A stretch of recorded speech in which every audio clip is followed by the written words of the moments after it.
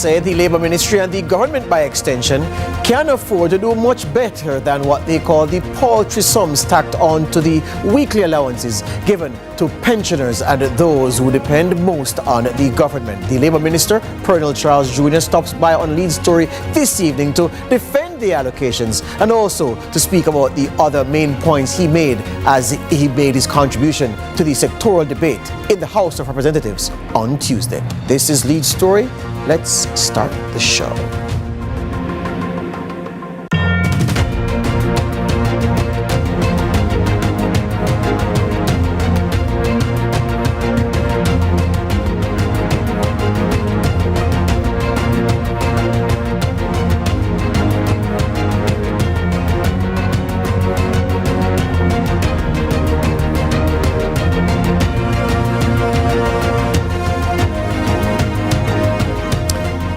Welcome to Lead Story on this Wednesday evening. The month is running by fast, and we are here enjoying the ride wherever you are tuning in. Really appreciate your support, your comments, your criticism, your critique, and the general support that you give to the program. So the Labour Minister, Colonel Charles Jr., spoke in the House of Representatives on Tuesday. You would have known that the sectoral debate is underway, and Tuesday was his turn at bat. He spoke to several issues, the most eye-catching of which was the provisions for pensioners under the social pension plan. He also spoke about the PATH program, NHF, and of course plans for the minimum wage and whether or not we should expect another increase in the coming months. In case you missed it, and you want to know, well, the summary of what the minister would have said, the summary of the main points, my producers, they were kind enough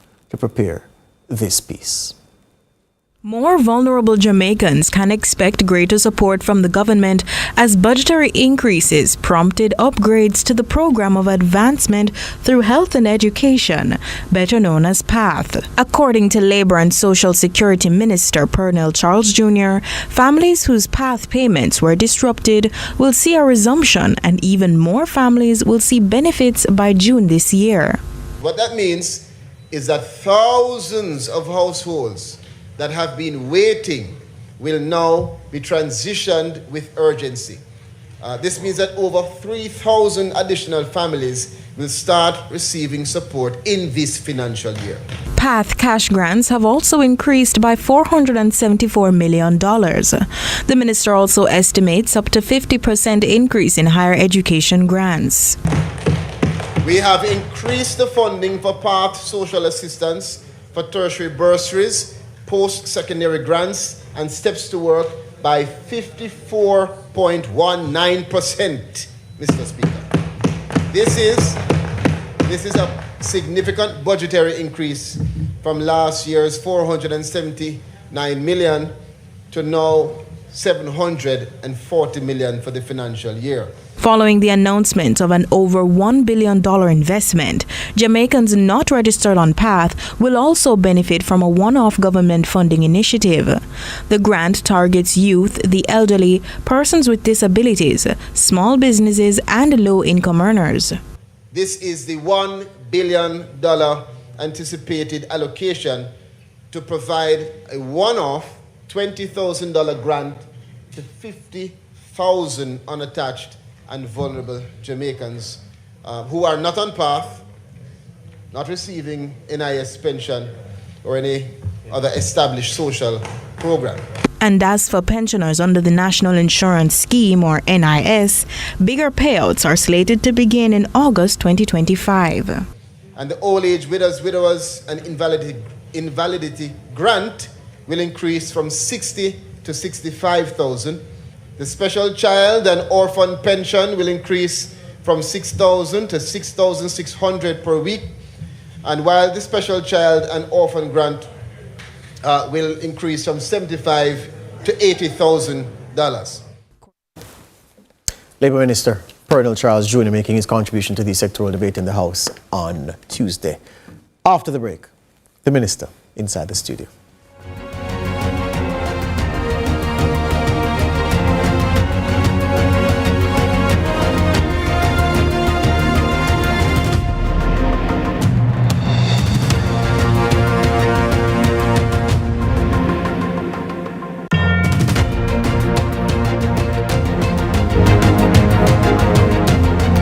It starts with care. Care that's always close. Supermed family of pharmacies is where you go for everything you need. From your morning routine to life's biggest moments. Supermed family of pharmacies is always by your side. Whether it's prescriptions or household essentials, trust the care that's close to home. Super happy, super healthy, Supermed. Join my private room. Only $1,000 for a grand time. That I know me. We never said that. But who going believe me? That is correct. $4,350,000. Yes, go ahead. $4 million? I never approved that. Yes, me go doctor tomorrow. So me have to get the money today, no longer. Then no me face that. Me never make no record or beg nobody no money. Deepfakes are AI-generated images and videos made to look and sound like people we know and trust. They're used to spread misinformation, destroy reputations, and are used to commit fraud and scams.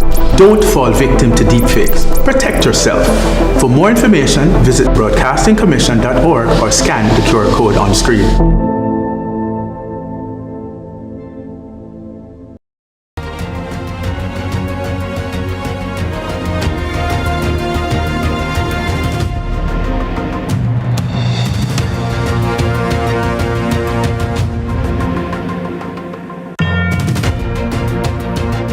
Coming out of that presentation in the sectoral debate on Tuesday from the Minister of Labour and the Social Security, Colonel Charles Jr., some people have been commenting, well, a lot of people have been commenting on articles online concerning the aspects of the report as captured by the media, especially the aspect concerning the social pension.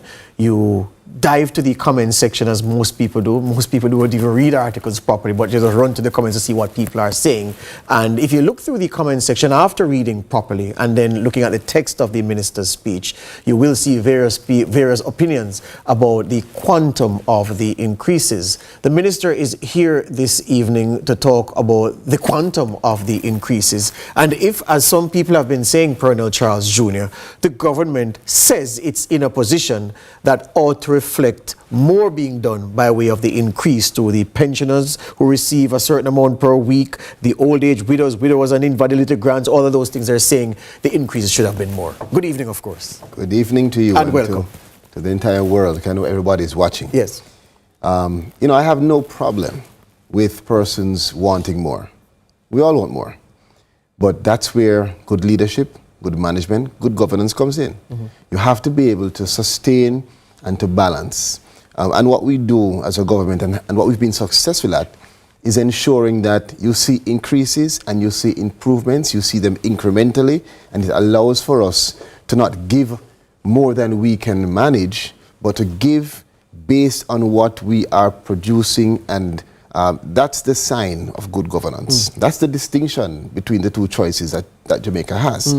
And again, we know I have no difficulty with ambition, I have no difficulty with desire, but it is rested on me and the team to look on the formulas and to make sure that we have a strong NIF fund, which is what we have, yes, and that whatever we're doing, the actuary is what guides us. Those technical decisions guide us. They tell us what it can be increased to without hurting the projections of the fund.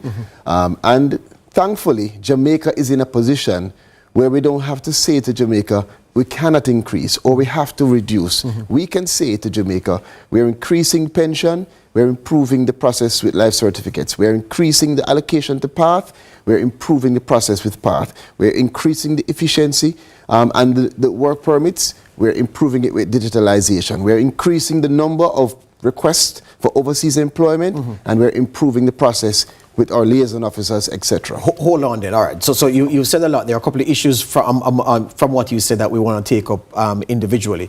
But if you look at the numbers here, pensioners who receive $4,200 per week, that will now move to $4,620 per week. That's an increase of $420, or 4 2 8 4 4 16, $1,680 per month. More than 10%. Pensioners who receive $3,500 per week will now get an increase of $3,850. Those who receive $3,000 per week will go up to $3,300, and the old age widowers and invalidity grant is a one-off payment, will be increased from $60,000 to $65,000, and the special child orphan pension will move from $6,000 per week to $6,600 per week. That's $600 more. Special child orphan grant will increase from $75,000 to $80,000. Again, a grant is a one-off payment. Tell you the way I like to put it. Yes. When I say it this way, people, it resonates more. What if I were to say to the country that because we're not in a good position, we have to reduce benefits by 10%? It would be chaos. What we're saying is we're managing your money in a way that allows us to increase your benefits by 10% or more. Again, there's nothing wrong with persons wanting more. That is what Jamaicans should want. You should want as much as you can get. Leadership steps in to ensure that we look on the numbers, we're not emotional, we look on the numbers and the data, and we make decisions based on the advice of the experts who are the actuaries. And again, I am thankful that we're in a country where I can get up and give a sectoral presentation defined by two words. Yes. Increases and improvements. Hear me on this now. All over the world, as countries, especially countries that are doing better and some that are doing very well, the concern is about the number of people who are now pensionable and the strain that that places on pension funds. Is that problem at our doorstep yet? It is always at the doorstep. Whenever you have a fund like this that you're managing, which again, you know, in Jamaica, we saw a 17% increase in our fund because of good management.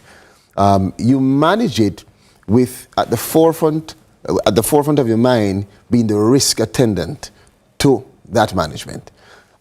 Luckily, because of the good governance, we're not seeing those levels of risk being something that is inevitable to us now. But when you're managing this kind of pension fund, you always manage with that in mind, because anything can happen, a disaster or whatever issues. Again, that's why you don't say to yourself, you have 200 odd billion, so let's just increase it by 70%, because anything can happen. The actuaries, the experts guide those projections. The middle class cringe when they hear about minimum wage increase, because they say that, listen, they don't have the buffers like those in the higher wage brackets to really absorb the increase. And of course, nobody gives the dead increase as announced by the Labour Ministry where minimum wage is concerned. And you told the country on Tuesday that since 2016, the minimum wage has increased by 158%. That's correct. Since 2016. And it's set to increase again. The middle class is saying, well, who's listening to us? Because we're feeling the pinch. Because every time you increase the minimum wage, if we have a day's worker, that has to go up. If we have a nanny, that has to go up. If somebody cut the grass because we have to be working hard to be keeping the lights on, that has to go up. And the government doesn't take into account the fact that we are getting the squeeze cycle after cycle. So raising the minimum wage does not really benefit us. Are you listening, Minister, to that? Loud and clear. It's part of the contemplation.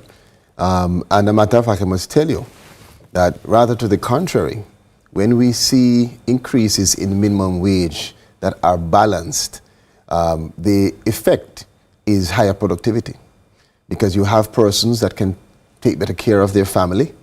You have persons who are in better positions to do your work that you're paying them for and be able to take care of their life. And inevitably, you may see it as more out of your pocket. Yes. But you're getting more because your employee is in a better position to exist.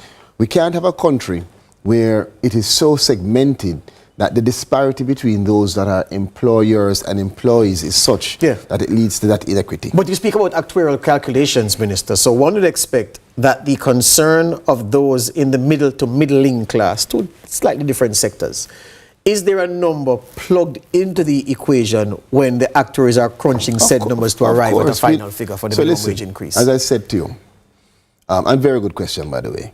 The answer is yes, simply put. Several things are contemplated when you're looking on the formula of when, how, and how much to increase minimum wage by.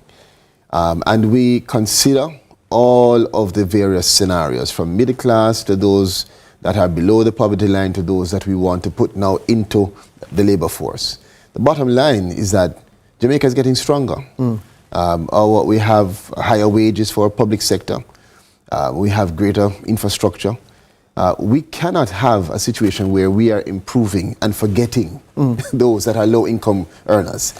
I hear you on that. Let me take the break and come right back. Those of us who are middling and we have to pay the minimum wage increase, when we get no increase, we're looking at it and say, boy, you know, who is here to ease the pressure off our backs? Much more on Lead's story after the break.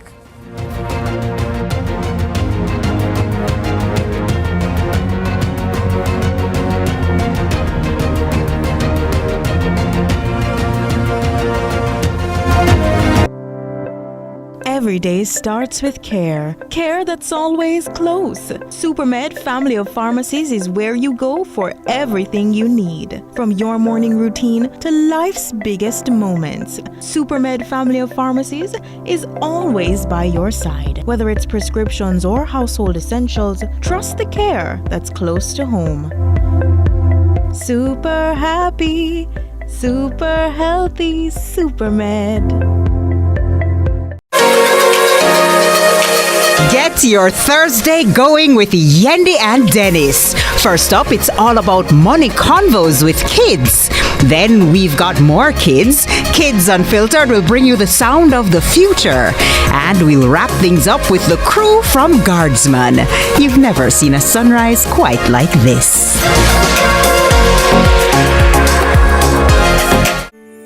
In a world where innovation meets tradition, agriculture is evolving like never before.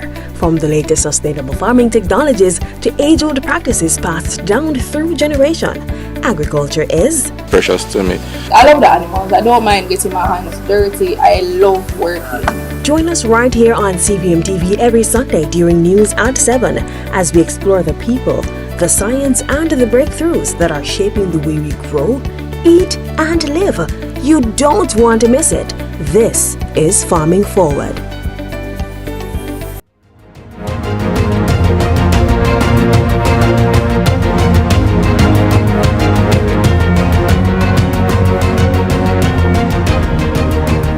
Welcome back to a lead story here on CVM TV. The Minister of Labour and Social Security, Colonel Charles June, a Member of Parliament for South East Clarendon, is my guest. And Minister, one of the things that obviously, if someone hears that the Labour Minister is going to be interviewed, one of the things I want to know is that, well, what happened to the Chinese mechanic them? The Chinese mechanics had whole heart care on the ferry in that developing industrial belt. The ministry highly publicized, the ministry stepped in to cause them to cease operations. I don't want to say shut down because it has a different connotation. We haven't heard anything since that cease and desist order was issued. What's the latest? Will they be allowed to reopen? Can I just reposition the argument? The ministry didn't cause them to shut down. What the ministry is doing and did is cause them to adhere to the rule of law in Jamaica. Consequently, they had to shut down, suspend their services. But I've said it, and I'll say it very quickly, two-prong approach. Number one, Jamaica, respect us, abide by the law. When we go overseas, we know that if we're going the legal route, abide by the law. If we're not, we take the consequences. Number two, Jamaicans clearly have cried out and said to me and to the government and to everyone, this is a service that we trust. It is something which we see as affordable, reliable, and it's driving competition in the market. So it's not something that we're trying to create any barriers to. We are open and willing and will be facilitating once they adhere to the law, address whatever sanctions, and get themselves together, which they are doing based on what I've been told and advised by my team. So, based on what you've been advised, they are doing the things necessary to be given the green light to resume operations? From the perspective of the Ministry of Labour? Yes. Yes. And again, this is a cross-cutting ministerial issue. Yes. And I'm advised that on that end as well, that they're doing what they have to do to be regularized so that they can now get all of the necessary licenses, permits, etc. So in case somebody didn't get that, in short, you're saying, based on where we are, them soon, boss. they'll be back. They'll be back. All right, they should be back. I want to ask about farm work program because Yes. not so long ago there was significant concern locally, consequent upon what the then Canadian Prime Minister Justin Trudeau said about the policy towards immigration and the drawing down the shutters on foreign workers in several areas in Canada. Of course, people started fretting about our farm workers and which they'd be, and whether they'd be given opportunities to continue as they were. All right, so the concern was misplaced because Trudeau was not talking about agricultural workers, which means he wasn't talking about farm workers from Jamaica. However, if the wind is blowing, you watch it. Even if it's not blowing you right now. So the reality is we took heed and we did ramp up with our liaison officers and the team the deliberations around the future of farm work in Canada and also in the US, where we're seeing amazing opportunities right now. And I must tell you that we have reaped benefits. So based on the adjustments that we have seen, this year we see a 10% increase in terms of the request for farm workers. From Canada or from the North America? From Canada. We also have seen a significant decline in the complaints. Not to say that there's an elimination of complaints, but the activity on the ground is more stable now than it was before. And we are revving up now our activity in North America, particularly the US, because the immigration policy shift there may create challenges for some, but it creates opportunities for us. Right now we don't have farm workers in Florida, and Florida is a stretch away from Jamaica. So we are turning our attention to other states in the US, like Florida, like California, where they have large agricultural sectors, but we are not there present at this time. And we have our permanent secretary, Risden, who is reassigned there to focus, to have those high-level discussions and to be consistent in marketing Jamaica as a partner of choice. She's been there for a little while now. Is that a placement bearing fruit? So far, we have seen a lot of repositioning of the procedures, and we expect that it will bear fruit. So the average farm worker who would speak to a journalist under the condition of anonymity would perhaps, well, not so long ago, would complain about borderline inhumane conditions under which they live, abuse from their employer. You're saying that those reports are significantly reduced? Significantly reduced, but there are several issues to address. For instance, when I went to Canada, one of the main concerns that farm workers had, I just didn't know myself, was the issues relating to the medical testing in Jamaica. And so it's something which we have taken careful consideration of. It's something which is important because the medical testing, our own rigorous those training and the preliminary process to get them ready, those are the reasons that make us preference or preferable. But the process to them seems too expensive, extended unnecessarily, and so we've revised that, and I think by later on in the year, you're going to see, or you will see, an adjusted process that will fit and address the concerns of the farm workers while balancing also what we still do need to have in terms of the medical testing. The resilience of the social safety net broadly, and I'm talking about PATH, because you undertook, to much publicity, an island-wide tour, I wouldn't say fact-finding, but information seeking about how to improve PATH. What have Jamaicans been telling you about what they want to see PATH become? So, summarizing, Jamaica wants the right persons on the right path and the ones that shouldn't be on path off of path. They want PATH to not be a constant, but to be a pathway to economic independence. And that's what we are moving towards. We are working with the World Bank, UNICEF, and across government to continue and to complete the review that's taking place now. We have to be very diligent in getting it right, but we're not waiting on the review to be completed to make adjustments. As I said, there are two issues. The provisional approval, which has held many, many persons in abeyance, meaning you go to the office, the computer goes through, interviews you, you're approved, but you have to wait for verification by a social worker. Thousands have been waiting for a long time without getting now to the next step. We are revving that up. And we expect that within the next 2 months, you're going to see at least more than 3,000 persons back onto path. Yes. Secondly, there have been interruptions with persons who are on path, but reach that stage of recertification. And again, because of this system being not rigorous and functional enough, we haven't gotten around to getting that done. That's going to change. So we expect that you'll see thousands of persons coming onto path now, even before the review is complete, because that interim process is what Jamaica has been asking us to really, don't wait till next year. We're moving along. So you're seeing increases in path allocation and improvements in the administration of path right now. Yeah, worldwide systems like path are open to rampant abuse. No, a little gentleman very well, I just saw him last week in New York, driving a Lexus. He's on welfare, the U.S. equivalent of path. And I'm saying that there are many people who want to be in your position, but you are living high off the welfare hog. And there are people in Jamaica living high off the path hog, even as thousands can't get on. The minister says he and his team are working to rectify this. Thank you for your time this evening, Minister. That's all the time I have. All right, I make way now for the news at 7.